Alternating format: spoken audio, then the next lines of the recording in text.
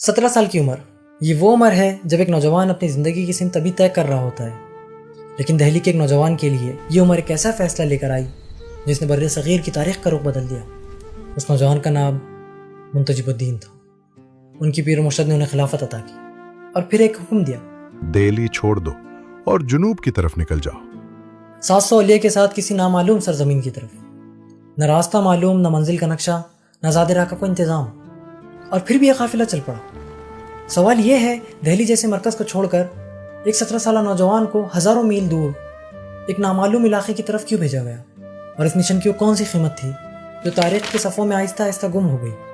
یہ کہانی صرف ایک سفر کی نہیں، یہ اس دور کی کہانی ہے جب ایمان کا سفر جغرافیائی فاصلوں سے زیادہ قربانی کے فاصلوں سے ناپا جاتا تھا، اور اس کہانی کا مرکزی کردار حضرت منتجب الدین زرزری زربخش ہے۔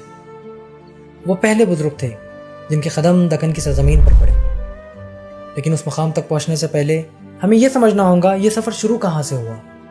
13ویں صدی کا ہندوستان، دہلی اس وقت علم، روحانیت اور سیاست کا مرکز تھا، اور اسی دہلی میں ہریانہ کے شہر ہانسی سے آیا ایک خاندان آباد تھا، محمود غزنوی اور ان کی اہلیہ بی بی ہاجرہ کا خاندان۔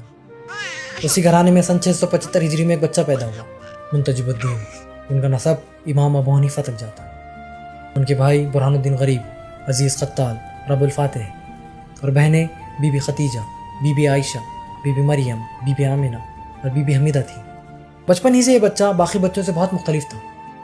بہت کم عمری میں ہی قرآن، تفسیر، حدیث اور فقہ پر ایسی دسترس حاصل کر لی جو عام طور پر برسوں کی محنت مانگتی ہے، لیکن علم کی یہ منزل ان کے لیے آخری منزل نہیں تھی۔ دل روحانیت کی طرف کھنچنے لگا، اور یہیں سے ان کی زندگی کا وہ باب شروع ہوتا ہے جو انہیں اس دور کے سب سے بڑے روحانی مرکز تک لے گیا، سلسلہ چشتیہ، اور اس کے سربراہ محبوب الہی حضرت نظام الدین اولیاء کی خانقاہ۔ آئیے منتجب الدین